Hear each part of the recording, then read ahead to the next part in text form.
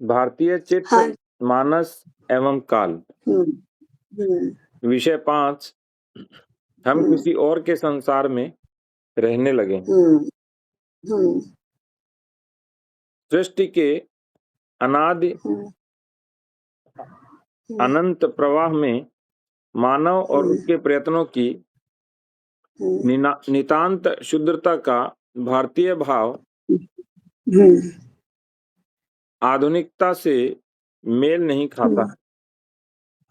हर नए आवर्तन में सृष्टि के सतत गिरावट की ओर बढ़ते जाने की बात आधुनिकता की विश्व दृष्टि में जमती नहीं। मानवीय ज्ञान विज्ञान और कला कौशल आदि का मात्र ऐसे उपायों में देखा जाना चाहिए जो सृष्टि की गिरावट वाली अवस्था में जीवन यापन को किंचित संभव बनाते हैं। यह भाव तो ज्ञान विज्ञान के बारे में आधुनिकता की समझ के बिल्कुल विपरीत बैठता है। आधुनिकता की विश्व दृष्टि के अनुसार तो मानव अपने प्रयत्नों से, ज्ञान विज्ञान से, अपने कौशल और तकनीकों इत्यादि से सृष्टि को निरंतर बेहतर बनाता चला जाता है, ऊपर उठता चला जाता है, पृथ्वी पर स्वर्ग की प्रतिछवि का निर्माण करता है। भारतीय मानस में सृष्टि के विकास के क्रम और उसमें मानवीय प्रयत्न और मानवीय ज्ञान विज्ञान के स्थान की जो छवि अंकित है वह आधुनिकता से इस प्रकार विपरीत है, तो इस विषय पर गहन चिंतन करना पड़ेगा। यहाँ जो तंत्र हम बनाना चाहते हैं और जिस विकास प्रक्रिया को यहाँ आरंभ करना चाहते हैं वह तो तभी यहाँ जड़ पकड़ पाएगी और उसमें जन भागीदारी भी तभी हो पाएगी जब वह तंत्र और विकास की प्रक्रिया भारतीय मानस और काल की दृष्टि से अनुकूल हो। इसलिए इस बात पर विचार करना पड़ेगा कि व्यवहार में भारतीय मानस पर छाए विचारों और काल की भारतीय समझ के क्या अर्थ निकलते हैं, किस प्रकार के व्यवहार और व्यवस्थाएं उस मानस और काल को सही ढंसते हैं। सामान्यतः ऐसा माना जाता है कि मानवीय जीवन और मानवीय ज्ञान की क्षुद्रता का जो भाव भारतीय सृष्टि गाथा में स्पष्ट झलकता है वह केवल अकर्मण्यता को ही जन्म दे सकता है। पर यह बात बहुत सतही बात है। किसी भी विश्व काल दृष्टि का व्यवहारिक पक्ष तो सामान्यतः सापेक्ष होता है। अलग अलग संदर्भों में अलग अलग समय पर उस दृष्टि की अलग अलग व्याख्याएं होती जाती हैं। इन व्याख्याओं से मूल चेतना परिवर्तित नहीं होती, पर व्यवहार और व्यवस्थाएं परिवर्तित होती रहती हैं। और एक ही सभ्यता कभी अकर्मण्यता की ओर तो कभी गहन कर्मठता की ओर अग्रसर दिखाई देती है। तो ये थोड़ा मुझे समझ नहीं आ रहा। क्या शुरू में भी बोला इन्होंने कि सृष्टि के अनादि अनंत प्रवाह में मानव और उसके प्रयत्नों की नितांत क्षुद्रता का भारतीय भाव आधुनिकता से मेल नहीं खाता। आधुनिकता के हाँ वही है ना कि अभी देखो दोनों पैराडिम्स जो हैं, भारतीय विश्व दृष्टि और ये आधुनिक माने यूरोपियन, तो ये क्या कह रहे हैं, हम निरंतर आगे बढ़ रहे हैं, विकास कर रहे हैं। तो 1000 वर्ष पहले थे, वहां से हम आगे बढ़ चुके हैं, वो पिछड़े थे और अगड़े हो रहे हैं। भारत में क्या है, सतयुग के बाद त्रेता है, त्रेता के बाद द्वापर है, कलयुग है। तो जैसे जैसे आगे बढ़ते हैं वैसे हमारी गिरावट होती जा रही है। तो ये इधर तो हम गिरावट मानते हैं और वे कहते हैं कि हम आगे बढ़ रहे हैं। वो दोनों संकल्प नहीं खाती। तो हम कहते हैं कि गिरावट हो रही है, माने पतन हो रहा है। ये कहते हैं कि हम आगे बढ़ रहे हैं, माने विकास हो रहा है। तो ये जो दोनों दृष्टि ही अलग है, उल्टी है एक दूसरे से, तो जो भी घटनाएं घट रही हैं उनका जो इंटरप्रिटेशन है, उसका जो अर्थघटन है, वो तो अलग ही होगा, वो अलग होगा। इसलिए वो मेल नहीं खाती है। और मनुष्य क्या करेगा इसमें? वे कह रहे हैं कि मनुष्य ही सर्वश्रेष्ठ है, तो उसका कर्तृत्व है ये सारा। भारत में कहते हैं ये तो बना बनाया है, परमात्मा की लीला है, मनुष्य क्या करेगा? तो भगवत गीता में श्री भगवान भी कहते ही है ना कि मैंने ही इन सबको पहले से मारा हुआ है, तुम कहाँ मारने वाले हो? तुम तो निमित्त बनो केवल। तो हम्म, भारत में मनुष्य तो निमित्त ही है, केवल वो अहंकार के आवरण के कारण से ऐसा समझता नहीं है, मानता नहीं है, मैंने किया, मैंने किया, मैंने किया, ऐसा कहता है। परंतु हमारी मूल दृष्टि तो यही कहती है कि मनुष्य कुछ करता नहीं है, कर्ता भोक्ता महेश्वरः। वो तो ईश्वर ही है करने वाला, भोगने वाला, तो मनुष्य क्या कर लेगा? अगर द्वापर युग से कलयुग आने ही वाला है और उसमें सारी क्षमताओं का, सारी उत्कृष्टताओं का क्षरण ही होने वाला है, माने धरती का रस-कस कम हो जाएगा, फलों का, औषधियों का रस-कस कम हो जाएगा, गुणवत्ता कम हो जाएगी, मनुष्य की बुद्धि, मन आदि सबकी क्षमताएँ कम हो जाएँगी, क्षरण हो जाएँगी, तो मनुष्य क्या कर लेगा? मनुष्य तो कुछ नहीं कर सकता। महाभारत का इतना युद्ध विष्णु के अवतार श्री कृष्ण ने करवाया, तो भी वो द्वापर से कलयुग आने से तो रोक नहीं सके। वो तो उसकी अधोगति होने ही वाली है। तो दैट इज़ इनबिल्ट, सृष्टि की रचना में ये इनबिल्ट है। कि सत्ययुग के बाद वो कम होता जाएगा, फिर एक चक्र पूरा हो जाएगा, तो फिर कृतयुग आएगा और फिर से वो नीचे की ओर जाने वाला चक्र तो शुरू हो जाएगा। अब ये पश्चिम का मनुष्य स्वीकार नहीं कर सकता कि मैं तो निमित्त हूँ, करने कराने वाला तो गॉड ही है, ये नहीं समझ सकता वो। वो अपने आप तक ही रुक जाता है। हम्म। इसलिए वो मनुष्य की दुर्बलता, क्षुद्रता इसका स्वीकार नहीं कर सकता। भारत में क्षुद्रता, दुर्बलता इस सबका स्वीकार करने के बाद भी पौरुष, परम पुरुषार्थ आदि के लिए तो स्थान है।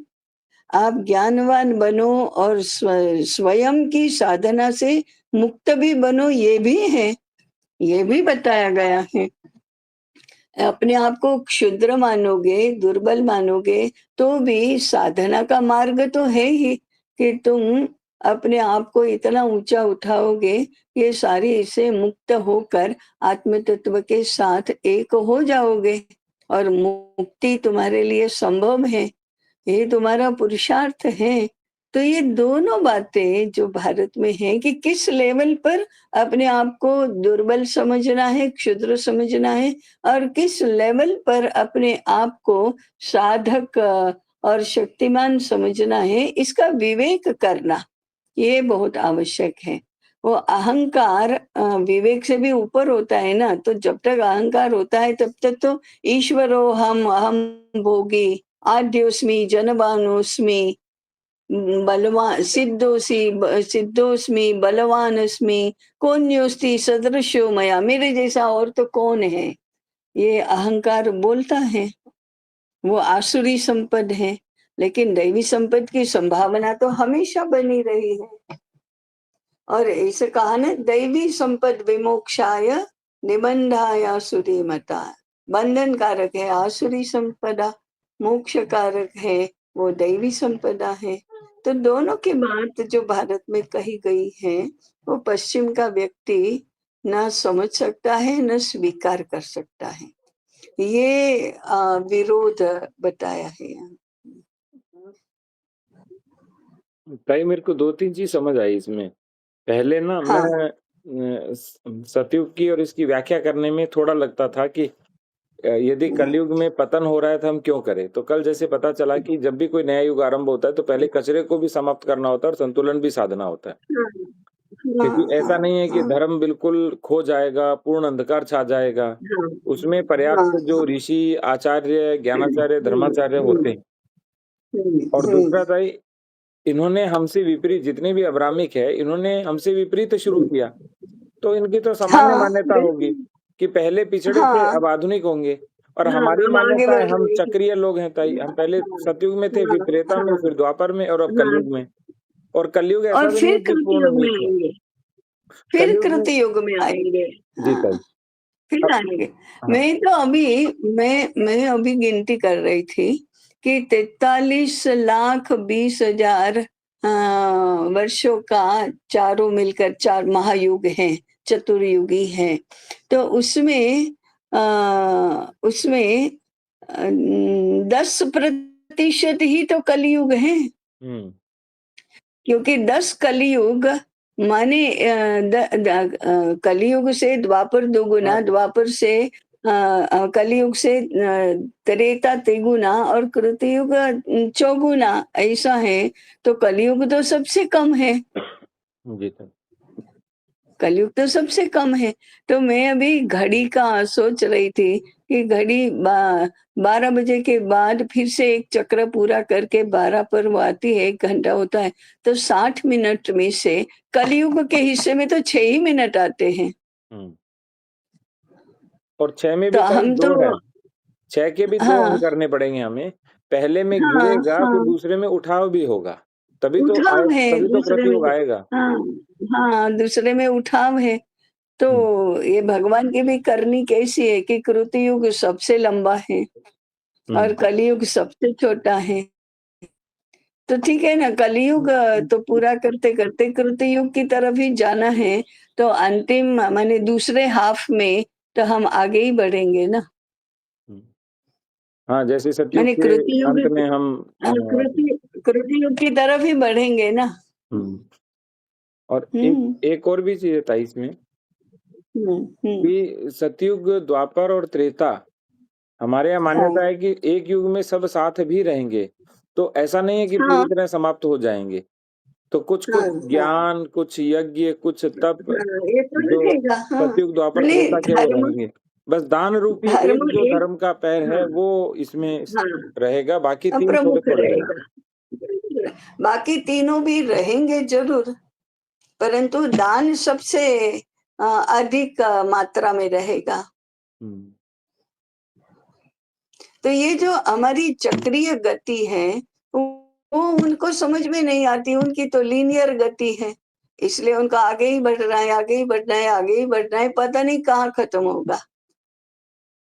भाई तो कई बार उनका हाँ, लीनियर गति में ये पता नहीं ना वापस कहाँ जाना है। हो सकता है आगे नहीं समुद्र जाने मिले, हो नहीं सकता है पता आगे ही नहीं है। कुआँ मिले, वो हाँ, जा रहे हैं कुएँ की ओर, उनको दोनों लग रहा है कि हम तो हाँ, पहाड़ पे चढ़ हाँ। रहे हैं। हाँ, दोनों ही तरफ उनका इन्फिनिट है। हुँ, इसलिए कहाँ से प्रारंभ किया वो नहीं पता, कहाँ अंत होगा वो नहीं पता, दोनों ही तरफ इन्फिनिट है, हुँ, अनादि अनंत ये है। हमारे यहाँ अनादि अनंत का संदर्भ ही बिल्कुल अलग है, क्योंकि कृतयुग से हमने यात्रा शुरू की, तो चक्रीय गति में घूमते-घूमते एक चक्र पूरा हुआ तो वहीं पहुँच गए जहाँ से शुरू किया था। हुँ। तो ये भी अनादि अनंत है। कहीं से भी शुरू करो, वहाँ पहुँच जाओगे और दूसरा दूसरा चक्र शुरू माने दूसरा सर्कल शुरू हो गया, तीसरा शुरू हो गया, आगे ऐसे-ऐसे बढ़ते जाते हैं। वो भी तो गोल में ही बढ़ते हैं, वो भी तो बड़ा चक्र ही है। तो चक्र ही चक्र है। तो तो ताई अनादि अनंत एक की तो एक अनिश्चितता की व्याख्या यानी अनादि अनंत द्वैत में भी हमेशा अनिश्चित रहेंगे। हाँ, हाँ। हुँ, अनादि अनंत लीनियर में ऐसा अनिश्चित है कि कुछ पता ही नहीं है। हुँ, अनादि अनंत चक्रीय गति में है, वो तो पता है कि जहाँ से शुरू किया वहीं से वहीं पर वापस आओ। हुँ, एक चक्र पूरा हुआ, दूसरा चक्र शुरू ही है। गतिमानता तो है, इसलिए दूसरा शुरू है। लेकिन आप आगे बढ़ते जा रहे हैं, जैसे पहिया है, वो एक चक्र पूरा करता है, तो उतना अंत बढ़ता है। फिर दूसरा चक्र शुरू होता है, तो वो एक चक्र का जितना परिघ है, उतना अंतर काट कर आगे बढ़ता है। अब वो जो चक्रीय गति है, वो भी तो जहाँ से शुरू की, वहाँ पूरी होती है। फिर उसके ऊपर दूसरा सर्कल है, तो ये चक्र के अंदर चक्र, चक्र के अंदर चक्र, ऐसे वो अनादि अनंत चलता है। फिर वो प्रलय काल में ये सारे चक्र बंद हो जाते हैं, लय हो जाते हैं, लेकिन रात पूरी होते ही फिर से शुरू हो जाती है गति। और ऐसे ब्रह्मा के 100 वर्ष तो हो गए, लेकिन आगे दूसरे भी तो हैं, विष्णु के हैं, शंकर के, शिव के हैं, ऐसे चक्र तो चलते ही रहते। उस अर्थ में यह अनादि अनंत है। पुनरावर्तन, आवर्तन है, पुनरावर्तन है। पुनरावर्तन। हाँ, पुनरावर्तन है, पुनः पुनः आवर्तन है। और छोटे बड़े, बड़े से बड़े, बड़े से बड़े, ऐसे आवर्तन है।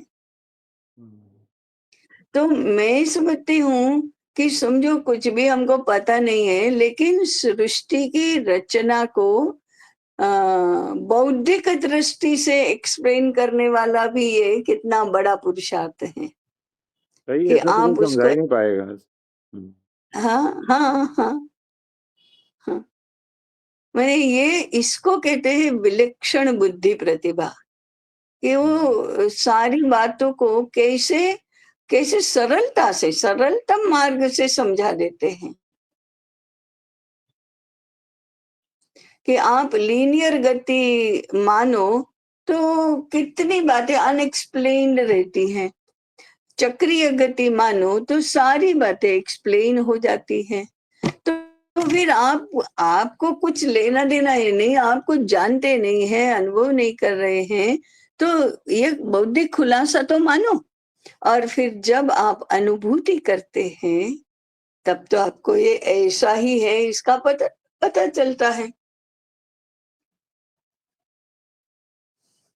तो ये ना, अभी भारत के बौद्धिक क्षेत्र को तो हमने छुआ तक नहीं है, उस तरफ देखा तक नहीं है। क्योंकि हम तो उस बौद्धिक और को श्रेष्ठ जब मानते हैं ना, ताई कैसे देखेंगे। हाँ हाँ, वही वही उनके बौद्धिक क्षेत्र से बाहर ही नहीं निकलते हैं, और अपने बौद्धिक क्षेत्र में कभी प्रवेश ही नहीं किया हमने। और आगे बढ़ने की तो बात कहाँ, थोड़ा आगे बढ़ेंगे तो भी कितना विस्मय, क्या क्या क्या हम माने हमारी तो वाणी बंद हो जाएगी, हम आश्चर्य से अवाक हो जाएंगे। अवाक माने शब्द ही नहीं फूट रहा है, ये है क्या।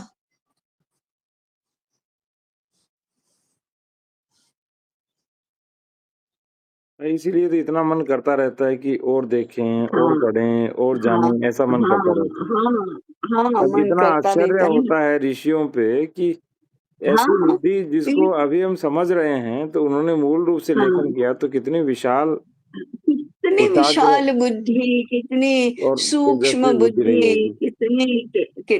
कितनी कुशाग्र बुद्धि, क्या सारा कैसे एक इसमें बांध दिया। हम्म, चलो, यानी हम्म, एक एक चीज इतनी चमत्कारिक है कि उतना एक मात्र से कितना सारा एक्सप्लेन हो जाता है। हम्म। चलो। जी ताई। हम्म हम्म भारतीय ऋषि मुनि इत्यादि विभिन्न संदर्भों में भारतीय विश्व काल की दृष्टि से विभिन्न व्याख्याएं करते ही रहे। भारतीय हम्म सभ्यता का मौलिक साहित्य इन व्याख्याओं का भी साहित्य है। हम्म इस साहित्य को देख समझकर आज के संदर्भ में भारतीयता की कोई नई व्याख्या करने की बात भी सोची जा सकती है। भारतीय हाँ, विश्व व हम काल की। कहते हैं ना, जी ताई। पुनः पुनः प्रस्तुति, आज के संदर्भ में पुनः प्रस्तुति करो। हम्म। हाँ।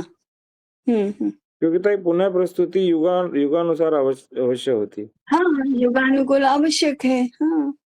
तो ताई आज हम्म जैसे मुनीत भैया ने बताया कि हम्म हम दो तरह से गांव का आर्थिक हम्म मॉडल तैयार, दो चीजें तैयार कर रहे हैं। एक तो गांव का आर्थिक मॉडल कि वहीं के लोग हम्म हमारे जो गुरुकुल के हैं वो हम्म क्रय करें, और हम्म दूसरा कि भाई केवल इस रूप में भी आपको देने की क्षमता कितनी है। वो एक तरह से हम कह हम्म सकते हैं कि भिक्षा, हम्म अभिभावकों से भिक्षा मांगना। तो ताई हम्म वो किस रूप में है, क्या इस दिशा में है, या मूल सिद्धांत है या नहीं? मैं कई बार कंफ्यूज रहता हूँ उसमें। आज आज का विषय गुरु दक्षिणा था, और वो कहाँ से कहाँ ले गए। एक तो पहला तो यही कंफ्यूजन रहा कि विषय सख्त शब्दों में बताया था, कि आप कर क्या रहे हैं, ये व्यवहार कैसा है, बिहेवियर कैसा है, वही जानेंगे केवल, वो उसी स्तर का रहेगा। उसके आंतरिक रहस्य क्या है, अंतःकरण क्या है, सूक्ष्म भाग उसका क्या है, वो जानने का कोई तरीका नहीं है आपके पास। क्योंकि आप तो इंद्रिय इंद्रिय प्रमाण पर ही सारा कुछ अवलंबित करते हैं, इंद्रियानुभव के आधार पर ही सारा भौतिक विज्ञान उसी आधार पर खड़ा है। अब अरे, इंद्रियों की शक्ति कम पड़ती है तो इंद्रियों की शक्ति ही बढ़ाने वाले यंत्र हैं। आपका टेलीस्कोप क्या है, दूरबीन क्या है, आंख आपकी अमुक अंतर तक देख सकती है, यंत्र आपके इससे 100 गुना ज्यादा दूर तक देख सकते हैं। तो देखने की, सुनने की, स्पर्श करने की, यही तो शक्ति है। इसी शक्ति को बढ़ाने वाले यंत्र हैं। कर्मेंद्रियों की शक्ति बढ़ाने वाले यंत्र है, आपकी गति बढ़ाएंगे। गति क्या है? पैरों की गति है, काम करने की गति है, हाथ की काम करने की स्किल है, वो सफाईदार पद्धति से करेंगे, जल्दी करेंगे। तो कर्मेंद्रियों और ज्ञानेंद्रियों की शक्ति को अनेक गुना बढ़ाने वाले यंत्र, ये भी तो इंद्रिय ही हैं, ये भी तो प्रत्यक्ष ही हैं, ये भी अवलोकन ही है, आकलन ही है। तो सारा का सारा जो सृष्टि रचना का या सृष्टि के व्यवहार का ज्ञान है, वो बहुत एम्पिरिकल, बाह्य, भौतिक इतना ही है। पंचमहाभूतों की दुनिया में ही वे रहते हैं। लेकिन अंतःकरण का क्या, तन्मात्राओं का क्या, मन बुद्धि अहंकार आदि का क्या, 3 गुणों का क्या, ये 3 गुणों का संसार उनके विज्ञान के क्षेत्र में आता ही नहीं है। और उसके परे जाकर जो अनुभूति है उसका क्या, उनकी बुद्धि लगी है केवल लॉजिक में, बुद्धि लगी है केवल भौतिक आकलन, भौतिक स्तर पर जो आकलन होता है, ऑब्जर्वेशन होता है, उसके विश्लेषण में। विश्लेषण किस बात का करते हैं? वो एम्पिरिकल जो डेटा कलेक्ट हुआ, जो रीडिंग्स आई लेबोरेटरी में, उसके विश्लेषण में बुद्धि लगती है। अनुभूति नहीं और सूक्ष्म जगत नहीं। अब बताओ कितना अधूरा है, कितना, उसी को विज्ञान कहना, ये तो बहुत ही अधूरी बात है, बहुत ही कम बात है। और इस विज्ञान की प्रतिष्ठा है। ये प्रतिष्ठा बनाने वाले कौन है? वही तो है जिनको उससे परे कुछ पता ही नहीं है, वही तो है। ऐसा सारा खेल चलता है। तो फिर बौद्धिक, भारत के बौद्धिक विश्व में तो घुसे ही नहीं है हम, अंदर जा ही नहीं रहे हैं। इसीलिए ताई जो बार-बार हम कहते हैं कि हम सर्वे करें, इसकी कोई आवश्यकता ही नहीं है, हमारे हाँ, पास पर्याप्त है सब कुछ। सर्वे हम वो नहीं इसलिए करेंगे, हम केवल हमारी, व्यवहार वाला कार्य करेंगे आगे। हाँ, तो आज के हमारी अगर अनुभूति तक नहीं पहुंचे तो हमारी पद्धति माने आप शास्त्र ग्रंथों के आधार पर करो। अभी एम्पिरिकल डेटा कलेक्शन के आधार पर नहीं, परंतु शास्त्र ग्रंथों में क्या कहा है, शास्त्र क्या कहते हैं, उसके आधार। शास्त्र कहते हैं उस पर जो दिख रहा है उसको नापो, उसका परीक्षण करो, शास्त्र कहते हैं। इसलिए हमारे यहाँ आप्त वाक्य प्रमाण, उसका भी महत्व है। तस्मात् शास्त्रम प्रमाणम ते कार्याकार्य व्यवस्थित हो, शास्त्र प्रमाण है। इधर शास्त्र प्रमाण है ही नहीं, विज्ञान में शास्त्र प्रमाण नहीं है, प्रयोग प्रमाण है, माने इंद्रिय प्रमाण है, शास्त्र प्रमाण नहीं है। तो हमारे यहाँ शास्त्र प्रमाण है। और शास्त्र प्रमाण के में भी जब आप क्वेश्चन करने लगते हैं, हाँ शास्त्र ने कहा भी मानो नहीं आप, पहले तो आपके दैनंदिन व्यवहार के लिए आपके शास्त्र प्रमाण को, आप्त वाक्य प्रमाण को मानो। और उसके बाद जब प्रश्न उठने लगे तो स्वयं साधना करो और अनुभूति प्रमाण तक जाओ, अपनी बुद्धि को उसके अनुसार प्रेरित करो। तो ये भारत के रिसर्च पद्धति, रिसर्च की दृष्टि भी एकदम अलग है। तो इसमें जाते ही नहीं है, जाते ही नहीं है। इसलिए आपने दर्शन शास्त्रों का अध्ययन किया, लेकिन दर्शनों का व्यवहार कैसे चल रहा है, व्यवस्थाएं कैसी बनी है, कानून नियम कैसे बने, उसके साथ कोई संबंध नहीं है। आपका शुद्धाद्वैत हो, विशिष्टाद्वैत हो, आप करते रहो एक जगह पर बैठकर इसकी चर्चा। आपका ऑफिस उससे नहीं चलेगा। उसका रिसर्च करना पड़ेगा। ऐसा जो ज्ञान, हाँ वही वही। इसलिए अनुभूति। हमको जरा अपना बौद्धिक क्षेत्र और अपना ज्ञान क्षेत्र जरा ठीक से समझना तो पड़ेगा कि ये है क्या। उसमें अंदर गए बिना हम बाहर के, माने पश्चिम के जो चल रहा है उसके मापदंडों से हमारा ज्ञान क्षेत्र व्यवस्थित कर रहे हैं। देखो, बहुत गंभीर प्रश्न है ये तो सारे, और हम एकदम अपने केवल पाद पानी में डूबे इतने ही उसमें छप छप कर रहे हैं। डुबकी लगाने की बात ही कहाँ, उतना गहरा ज्ञान क्षेत्र है ही कि नहीं, हम आपाद मस्तक डुबकी लगाए उसमें।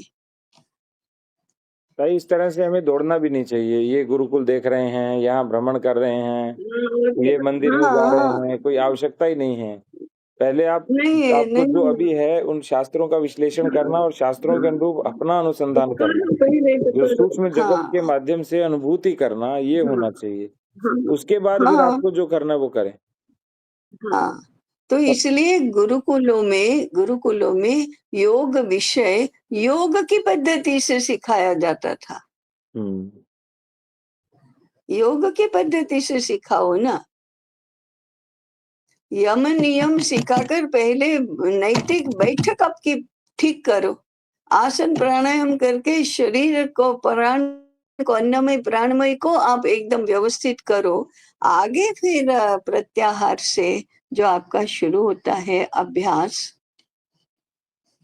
भाई फिर इसमें एक और चीज आई जो मुझे बहुत दिनों से समझ नहीं आ रही थी, आज थोड़ा लग रहा है कि हाँ, कुछ हाँ, उसके हाँ, बारे में स्पष्टता हुई है। हम्म, हम्म, आजकल जैसे गुरुकुल के नाम पर एक्सपोजर विजिट बड़ी-बड़ी बच्चों को करा रहे हैं।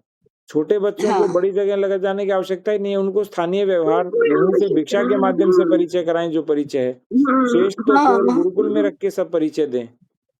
और क्या, और क्या। उसमें तामझाम कुछ, व्यवस्थाएँ अपव्यय बहुत हाँ, होता है। हाँ, बहुत होता है, बहुत होता है। समय का, श्रम शक्ति का, पैसे का, सब अपव्यय है। हुँ। हाँ, स्थानीय चलो, रूप आज से जो है पूर्ण वो करना करेंगे, है। जी ताई। पूर्ण करेंगे अभी तो। क्या समय हो गया। हम्म, भारतीय विश्व व काल हम्म, की दृष्टि से के हम्म, अनुरूप उपयुक्त व्यवहार आज के समय में क्या होगा और उसके लिए उपयुक्त व्यवस्थाएं हम्म, क्या होंगी, हम्म, इस पर विचार तो करना हम्म, ही पड़ेगा। पर इस हम्म, विषय में आने से पहले भारतीय चित्त पर गहराई से अंकित कुछ एक और मौलिक भावों की बात कर ली हम्म, जाए। बस हम्म, बस ताई। ठीक है।